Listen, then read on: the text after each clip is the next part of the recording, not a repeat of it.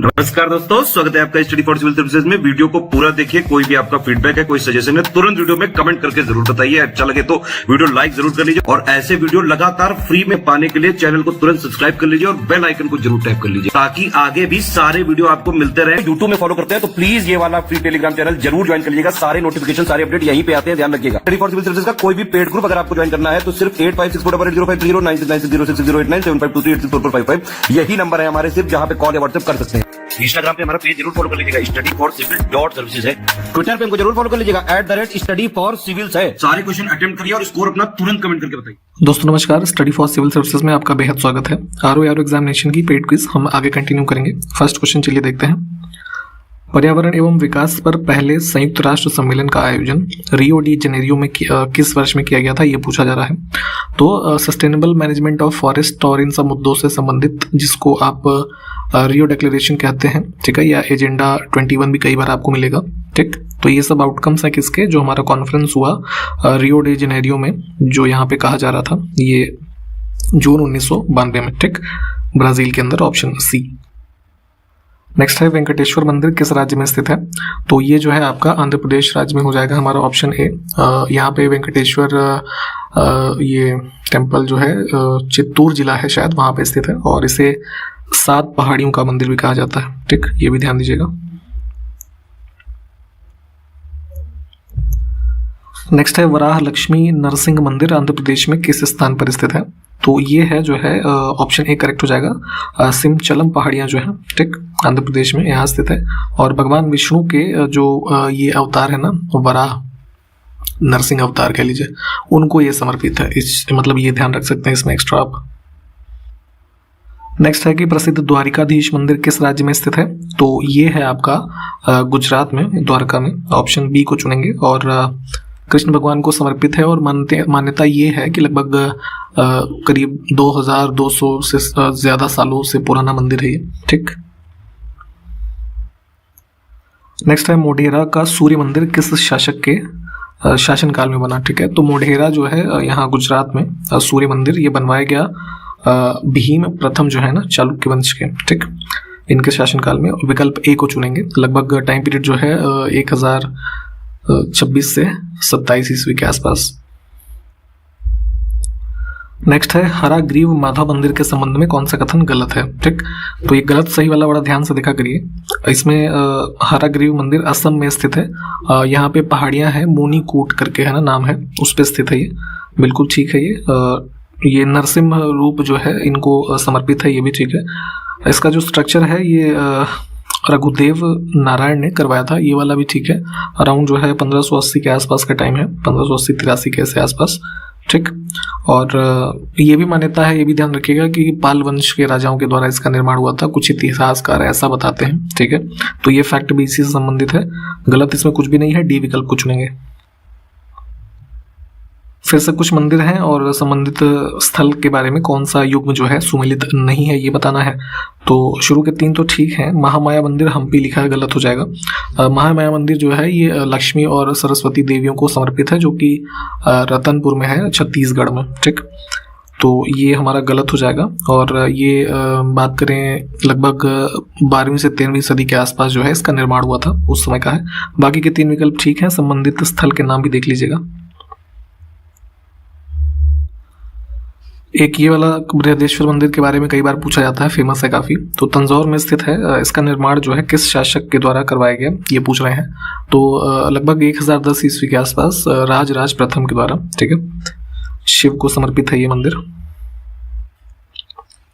अब देखिए एक ये इंडिया से बाहर मंदिर स्थित है, अंकोर वाट, है ना, किस देश में स्थित है, तो ये है कंबोडिया में। विकल्प हम बी को चुनेंगे। इसके अलावा जैसे इंडोनेशिया में भी बात करें हम, एक मंदिर स्थित है ना, इनके बारे में कई बार आपसे पूछा जाता है। तो प्रमंबन मंदिर करके है इंडोनेशिया में। नेपाल में काफ़ी फेमस है पशुपतिनाथ का मंदिर, ठीक है। पाकिस्तान की बात करें तो जैसे पाकिस्तान में एक कटास राज मंदिर है, ठीक है। इसमें मुल्तान में देखेंगे तो आदित्य सूर्य मंदिर है, ठीक। इनके बारे में भी ध्यान दीजिएगा। अब यहाँ पे कुछ युग्म दे रखे हैं, हमारे कुछ खाने वाली वस्तुएं हैं और उसमें कुछ ऐसा कह लीजिए टेस्ट में जो भिन्न होती हैं चीज़ें, है ना, नॉर्मल फल से, वो लिखा है, और किस वर्णक के कारण ऐसा होता है वो लिखा है। ठीक, तो देखते हैं कौन सा सुमेलित नहीं है। ठीक, तो शुरू के 3 ठीक हैं, इनको देख लीजिए। पपीते का पीला रंग जो होता है वो कैरिक्सेंथिन होता है, उसकी वजह से होता है। सोलेनिन गलत लिखा हुआ है। सोलेनिन की बात करें तो जो आलू, जैसे अभी आलू का सीजन चल रहा है ना, तो अभी जब नई आलू जब निकल रही है तो उसका जो ग्रीन कलर होता है ना, वो होता है ग्रीन कलर, सोलेनिन के कारण हो जाता है, तो इसको ध्यान रखेंगे। डी विकल्प गलत है, बाकी के ऊपर के 3 ठीक हैं, इनको देख लीजिए। अब फिर से देखिए कौन सा युग्म सुमेलित नहीं है, तो इसमें गलत हो जाएगा। प्याज में जो गंध मतलब स्मेल एक होता है, ठीक है, वो एंथोसाइनिन की वजह से नहीं होता है। एंथोसाइनिन को हम एसोसिएट कर सकते हैं, जैसे यहाँ गाजर का नारंगी रंग के लिए लिखा है कैरेटीन, तो वैसे ही एंथोसाइनिन से जो है उसका गाजर जो लाल रंग की होती है ना, रेड वाली, वो होता है, उसको हम एसोसिएट कर सकते हैं। अगर बात करें प्याज में जो ये गंध होती है, तो ये इथाइल प्रोफाइल डाइसल्फाइड बोलते हैं, ठीक है, उसकी वजह से होता है। बाकी के और विकल्प ठीक है, इनको देख लीजिए। नेक्स्ट है, देखिए इसमें से किसका प्रमुख कार्य आनुवंशिक रूप से छोटे पौधे को बड़ा करना है। ठीक, तो बेसिकली एक प्लांट हार्मोन है ये जिब्रेलिन, बी विकल्प जो है ये करेक्ट हो जाएगा इस पर्टिकुलर क्वेश्चन में। इसका वर्क होता है जैसे जो मतलब कह लीजिए जो प्लांट की ग्रोथ है ना, लंबाई के मामले मान लीजिए, तो उसमें हेल्प करता है ये। फ्लावर्स जो होते हैं उसके डेवलपमेंट में काम करता है। फ्लावरिंग टाइम जो है ना, कब पुष्प खिलेगा, उसके डेवलपमेंट में ये जो है यूजफुल होता है। इसके अलावा जैसे जर्मिनेशन के लेवल पे भी देखेंगे तो वहां पे भी ये जिब्रेलिन यूज होता है। ठीक, करेले की सब्जी आप सबने जहां तक है खाई होगी, तो उसमें कड़वाहट होता है, ये सबको पता है। किस तत्व की या वजह से होता है ऐसा, तो इसमें करेक्ट हो जाएगा हमारा डी विकल्प, है ना, मेमोडिकोसाइट। या फिर कई जगह आपको अगर ये लिखा मिले टेट्रासाइट्रिक ट्राइटरपाइन, है ना, तो इस रूप में भी जानते हैं इसको। बागों का नगर यानी कि city of gardens Uttar Pradesh के किस शहर को कहा जाता है? तो कई सारे जो है एक अच्छे गार्डन्स और पार्क्स की अवेलेबिलिटी होने के कारण ये कहा जाता है लखनऊ कैपिटल जो हमारा है इसको। ठीक, विकल्प बी। अब देखिए इसमें निम्न में से कौन सा हार्मोन जो है फलों को पकाने में काम आता है। ठीक है, तो जैसे अब आप फल देखते हैं ना, जैसे स्पेशली मैंगो यानी आम, बनाना, ठीक है, और तमाम तरीके के और जो फल हैं, तो उनको आर्टिफिशियली पकाने में हम देखेंगे तो इसमें से जैसे एथिलीन को हम यूज़ करते हैं, एसिटिलीन को भी यूज़ करते हैं। जैसे कैल्शियम कार्बाइड है, तो जब वो मॉइस्चर के कांटेक्ट में आता है तो कन्वर्ट होता है इसमें एसिटिलीन गैस में, है ना, इसको यूज़ करते हैं, है ना। और ये प्रोपाइलीन भी है, इसको भी यूज़ किया जाता है। तो तीनों ही करेक्ट हो जाएंगे, डी विकल्प को चुनेंगे। नेक्स्ट है कि सिट्रस फलों में लगने वाली हानिकारक बीमारी ट्रिस्टेजा, ठीक है, तो इस बीमारी का नाम ध्यान दीजिएगा। तो ये इसका किसके जो है कारण होती है, तो पॉजिटिव एजेंट होता है इसमें वायरस, ठीक है, वायरस के कारण होती है ट्रिस्टेजा बीमारी। किसमें होती है? सिट्रस फ्रूट्स, यानी कि जो खट्टे फल होते हैं उनको सिट्रस इंग्लिश में कहते हैं ना आप, तो जैसे आपका ये संतरा वगैरह हो गया, नींबू, है ना, इस तरीके के जो फल हैं उसमें ये बीमारी होती है। हाल ही में भारतीय सेना की पहली महिला लड़ाकू एविएटर कौन बनी है? ठीक है, तो इसमें देखेंगे जैसे फाइटर प्लेन्स वगैरह चलाने में स्पेशली अभी तक जैसे मेल ही ज़्यादा जो है होते थे, तो उसमें पहली जो है महिला लड़ाकू एविएटर कह लीजिए बनी है अभिलाषा बराक, ठीक है, हरियाणा रोहतक की रहने वाली है ये, तो ध्यान रखिएगा इसमें बी विकल्प जो है ये करेक्ट हो जाएगा। हाल ही में पंडित शिव कुमार शर्मा का निधन हो गया, वह किस वाद्य यंत्र में पारंगत थे ये पूछा जा रहा है आपसे। तो फेमस प्लेयर थे ये जो है संतूर के, बी विकल्प को चुनेंगे। जम्मू से बिलोंग करते थे ये। अभी मई 2022 में मुंबई में इनका निधन हुआ और भारत सरकार की तरफ से देखेंगे तो जैसे पद्मश्री और पद्म विभूषण से इनको सम्मानित किया गया था। ठीक, जून 2022 में भारत की यात्रा करने वाले रिचर्ड मार्लेस किस देश के रक्षा मंत्री हैं? ठीक है, तो इनका ये दौरा रहा था जो है 20 जून के आसपास, ऑस्ट्रेलिया के हैं ये, ठीक है, डी विकल्प को चुनेंगे।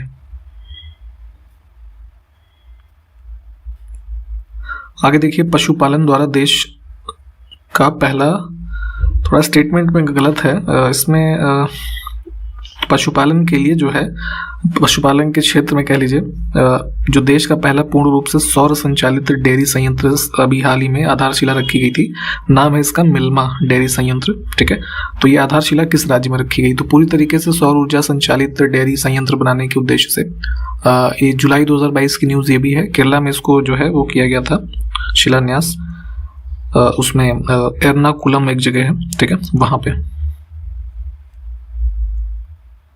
बुंदेलखंड एक्सप्रेसवे उत्तर प्रदेश के कुल कितने जनपदों से होकर के गुजरता है? तो आपको याद होगा कि जुलाई, डेट भी याद रख सकते हैं आप, हालांकि याद रखनी जरूरी भी है, 16 जुलाई 2022। ठीक, प्रधानमंत्री मोदी ने इसका उद्घाटन किया और ये 7 जिलों से कुल होकर के जाता है बुंदेलखंड एक्सप्रेसवे। और जो है अब नॉर्थ एंड की बात करें तो इटावा से होकर के जो है इधर चित्रकूट तक में आपके जो है इटावा, औरैया, जालौन, हमीरपुर, इसके अलावा महोबा, बांदा और चित्रकूट। ठीक है, ये 7 जिले हैं। ठीक, तो ध्यान रखिएगा कुल 296.70 किलोमीटर का डिस्टेंस है। चिल्का झील से संबंधित कौन सा कथन सही नहीं है? तो इसमें गलत है बी विकल्प, लिखा है मीठे पानी की वृहत्तम लैगून झील है, यही गलत है। ठीक है, ब्रैकिश वाटर जो होता है खारा जल, उसकी सबसे बड़ी लेक है ये। ठीक, मीठे पानी की सबसे जो फ्रेश वाटर की लेक है कौन सी, जरा कमेंट करके बताइए। तो अब पुलिकट लेक के बारे में पूछ रहे हैं आपसे कि किन 2 राज्यों की सीमा पर स्थित है? तो ये तमिलनाडु और आंध्र प्रदेश की सीमा पे है। ठीक, वेम्बनाड लेक के बारे में कौन सा कथन गलत है? फिर से पूछ रहे हैं आपसे एक लेक के बारे में ही क्वेश्चन। तो केरल में है, ठीक है, वेलिंगटन द्वीप यहाँ स्थित है इस पे, ये भी ठीक है। और खारे पानी की झील है, ये भी ठीक है। ये भी ध्यान दीजिएगा जो है केरल में ही यहाँ पे नेशनल लेवल की जो ये बोटिंग होती है ना, प्रतियोगिताएं नौका से संबंधित, उनका आयोजन होता है। ठीक है, ये सब संबंध है आपका जो है वेम्बनाड लेक से। तो गलत कुछ नहीं है, डी विकल्प को चुनेंगे। अब कौन सा पेयर गलत है फिर से देखना है। कुछ लेक्स लिखी हैं और संबंधित राज्य के बारे में लिखा है, तो भीमताल गलत हो जाएगा। भीमताल इसमें उत्तराखंड में देखेंगे, जो कुमाऊं का रीजन है आपका, यहाँ स्थित है और ये फ्रेश वाटर लेक है, इसको भी ध्यान रखें। बाकी के विकल्प ठीक है, इन्हें आप देख लीजिए।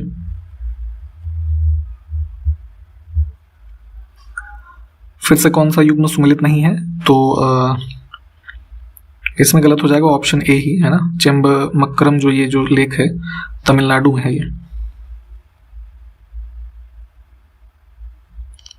बाकी के जो विकल्प यहाँ बचे हुए होते हैं इनको पढ़ लिया करिए प्लीज, ठीक है, क्योंकि ये सारी इन्फॉर्मेशन सही है और यही आगे चल करके आपसे एग्जाम्स में जब किसी अलग रूप में या इधर उधर करके पूछे जाते हैं तो फिर आप परेशान होते हैं कि कहाँ से पूछ लिया गया। ठीक, तो इन चीजों को प्लीज देखते चलिए। अब फिर से इसमें कौन सा युग्म सुमेलित नहीं है? तो इसमें लोनार लेक जो है ये सी विकल्प में, गोवा में नहीं महाराष्ट्र में है। ठीक है, जो कि एक मेटेरॉइड फॉल से बनी हुई लेक है।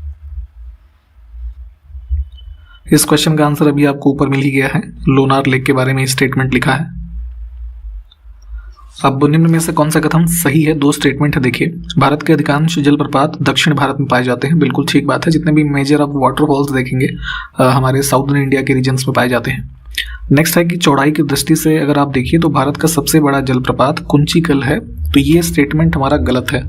गलत क्यों है बताते हैं आपको। चौड़ाई की दृष्टि से अगर आप देखेंगे सभी में तो जोग जलप्रपात जो है ना, कर्नाटक में शरावती नदी पे, वो है सबसे विड्थ वाइज सबसे चौड़ा। तो सिर्फ कथन 1 जो हमारा है ये ठीक है। अब इसमें देखिए कौन सा कथन सही है ये बताना है। तो दर्पण यानी कि जो हमारे मिरर्स होते हैं उसके बारे में क्वेश्चन है। जिस गोली दर्पण की परावर्तक सतह उभरी रहती है, ठीक है, उभरी है मान लीजिए, तो उसे अवतल दर्पण कहते हैं। तो ये गलत है। गलत क्यों है? क्योंकि ये उत्तल दर्पण जो है उसकी परिभाषा है, उसमें सतह आपकी उभरी होती है, जिसका यूज आप जैसे कार वगैरह में पीछे के ट्रैफिक को, है ना, बाइक में जो शीशा होता है वो देखने के लिए करते हैं। ठीक, फिर दूसरा स्टेटमेंट है कि जिस गोली दर्पण की परावर्तक सतह धंसी रहती है उसे क्या कहते हैं? तो वो ये वाला भी गलत है, क्योंकि ये अवतल दर्पण की परिभाषा है। ठीक है, एग्जाम्पल के तौर पे जैसे आप ये सोलर कुकर वगैरह जो कॉन्सेप्ट होते हैं उसमें यूज होता है ये। ठीक, तो ये दोनों ही इंटरचेंज थे, तो सही इसमें कुछ भी नहीं था।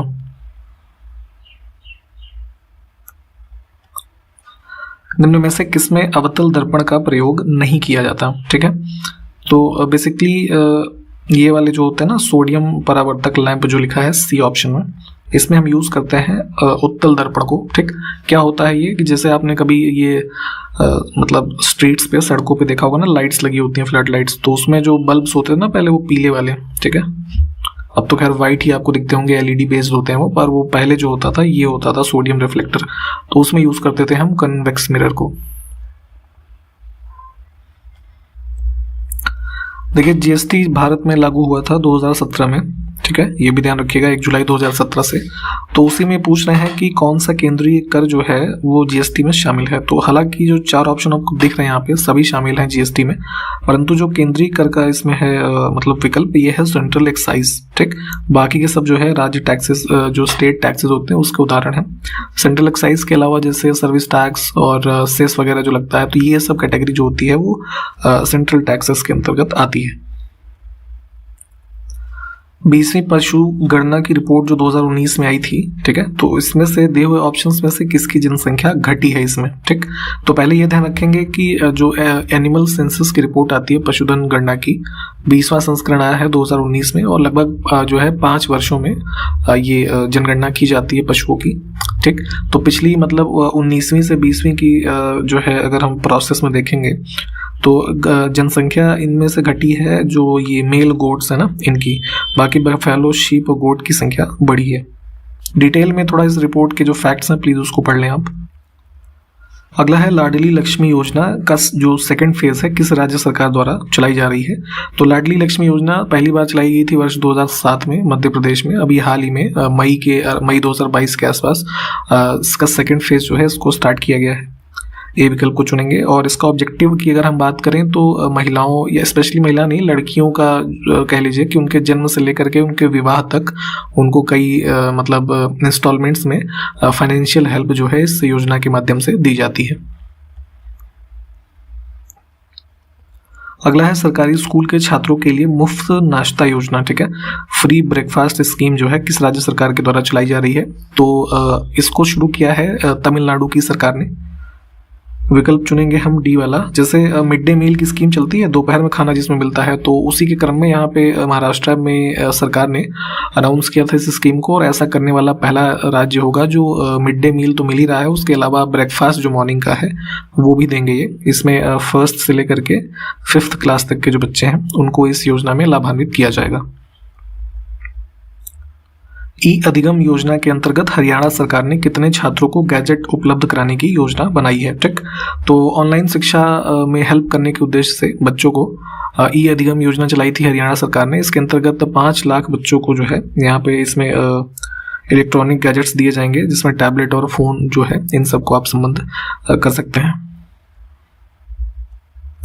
कौन सा देश जुलाई 2022 में प्रेषित धन का सबसे बड़ा प्राप्तकर्ता बन गया है। ठीक है, तो जो रेमिटेंसेस भेजे जाते हैं इंडिया में बाहर, जो हमारे देश के लोग कार्य कर रहे हैं तो अपनी फैमिलीज को है ना पैसा सब भेजते हैं ना वो लोग जो है एक रेगुलर इंटरवल्स पे, तो ऐसे मामलों में देखा जाए तो विश्व में सबसे ज्यादा पैसा भेजा जाता है भारत के लोगों के द्वारा। ठीक, तो जुलाई 2022 तक के आंकड़ों के अनुसार से लार्जेस्ट रिसिपिएंट है रेमिटेंसेस का इंडिया। नेक्स्ट है कि डुगोंग के संरक्षण के लिए पहला डुगोंग संरक्षण जो रिजर्व है वो कहाँ बनाया जाएगा। तो हमने शायद पहले आपको बताया था कि डुगोंग किसी जो राज्य का स्टेट एनिमल है या यूटी का है, ये जरा हमको कमेंट करके बताइए ताकि आपका रिवीजन भी होता रहे। ठीक, और अभी इसको अनाउंस किया गया इनके संरक्षण के लिए कंजर्वेशन जो रिजर्व बनाया जाएगा ये पाक स्ट्रेट जो है हमारा वहां पे। ठीक, जुलाई 2022 में किस देश में लगभग 1 दशक के बाद पोलियो का पहला मामला सामने आया। ठीक है, तो लगभग 10 साल पहले ही अमेरिका को डिक्लेयर किया गया था पोलियो फ्री, लेकिन अभी जो है रिसेंटली एक केस देखा गया है वहां पे, तो उस वजह से चर्चा में रहा था, तो ध्यान रखिएगा इसको। जुलाई 2022 में डेनमार्क की कंपनी बेस लाइफ साइंस, ठीक है, इसका अधिग्रहण किस कंपनी ने किया है। तो डेनमार्क की कंपनी है, ये ध्यान रखिएगा, और इसमें जो भारतीय ये आईटी कंपनी है इन्फोसिस, इन्होंने इसका अधिग्रहण किया है। अगला है निम्नलिखित में से कौन सा कथन सही है। तो प्रकाश के बारे में जो है स्टेटमेंट है, प्रकाश को हम रूपांतरित माध्यम में ही देख सकते हैं। इसको इस तरीके से समझिए कि प्रकाश यानी कि जो लाइट है क्या है, एक तरीके की एनर्जी होती है ना, विद्युत चुंबकीय तरंगों के रूप में संचारित होती है जो, तो किसी वस्तु से टकरा करके ही जो जब परावर्तित होती है तब वो हमारे आंखों तक एक प्रकार से पहुंचती है, जिससे हमको उस वस्तु को मतलब हम उस वस्तु को देख पाते हैं। ठीक है, तो उसी के बारे में है ये स्टेटमेंट कि हम उसको रूपांतरित माध्यम में ही तो देख पा रहे हैं। तो ये कथन हमारा ठीक है। दूसरा है कि जो सूर्य का प्रकाश पृथ्वी पर आता है तो उसको पहुंचने में, जब किसी मॉर्निंग में जैसे अब सनराइज हुआ तो किसी एक पर्टिकुलर पॉइंट पे जब प्रकाश आ रहा है तो माना जाता है कि सूर्य से और उस पर्टिकुलर प्लेस तक लगभग 8 मिनट 20 सेकंड का टाइम लगता है। तो दोनों कथन हमारे ठीक हो जाएंगे। इसमें देखिए कौन सा कथन गलत है। तो हम गलत वाला देख लेते हैं। ध्वनि तरंगे निर्वात से होकर के गुजर सकती हैं, ये कथन हमारा गलत हो जाएगा। गलत क्यों होगा? आपको पता होना चाहिए कि साउंड वेव्स जो होती हैं उसको ट्रैवल करने के लिए किसी मीडियम यानी कि माध्यम की जरूरत होती है। तो अब वैक्यूम प्लेस ऐसा है कि वहाँ कुछ है ही नहीं, एटमॉस्फेयर ही नहीं है। ठीक है, तो जैसे आप चांद पे जा करके ब्लास्ट करिए कोई तो आवाज़ ही नहीं सुनाई देगी। ठीक है, क्योंकि मीडियम नहीं है ना आपके पास कोई, तो उसी से इसको आप समझ सकते हैं। ये गलत हो जाएगा। बाकी के 3 विकल्प ठीक है, इनको देख लें आप। अब कौन सा कथन सही है? समतल दर्पण द्वारा बने प्रतिबिंब का आकार वस्तु के आकार के बराबर होता है। और अगला स्टेटमेंट भी उसी से संबंधित है, समतल दर्पण से, कि इसका जो प्रतिबिंब होगा वो आभासी और सीधा होगा। ठीक, तो दोनों कथन हमारे ठीक हो जाएंगे। ठीक है, ये प्रॉपर्टीज हैं हमारे किसके, जो प्लेन मिरर होता है उसके, तो देख लीजिए इसे। अब देखिए भारत में आयतन की दृष्टि से सबसे बड़ा जलप्रपात जो है वो कौन सा है। तो अभी हमने ऊपर वो चौड़ाई की दृष्टि से देखा था। ठीक है, अगर हम बाई वॉल्यूम देखें तो जो कर्नाटक में ये है ना शिव समुद्रम, ये सबसे बड़ा हो जाएगा। इसमें देखिए कौन सा कथन गलत है। तो भारत एक उष्ण कटिबंधीय मानसूनी जलवायु वाला देश है, बिल्कुल ठीक है। लेह जो है लद्दाख में सबसे कम वर्षा वाला क्षेत्र है, ये कथन भी ठीक है। जैसलमेर राजस्थान में ये ड्राईएस्ट प्लेस है ना, यानी कि शुष्क स्थल है, ये भी ठीक है। गर्मी बहुत ज़्यादा पड़ती है। तो तीनों ही ठीक है, इसमें गलत जो है कुछ नहीं है। डी विकल्प को हम चुनेंगे। ठीक, और इस पर्टिकुलर वीडियो में हम यहीं तक रखते हैं। क्वेश्चंस देख लीजिए सारे, रेलेवेंट जितने भी फैक्ट हैं प्लीज़ उसको आप पढ़ लीजिए अपने नोट्स वगैरह में से। हम इसको कंटिन्यू करते हुए आगे मिलते हैं। तब तक के लिए नमस्कार, जय हिंद।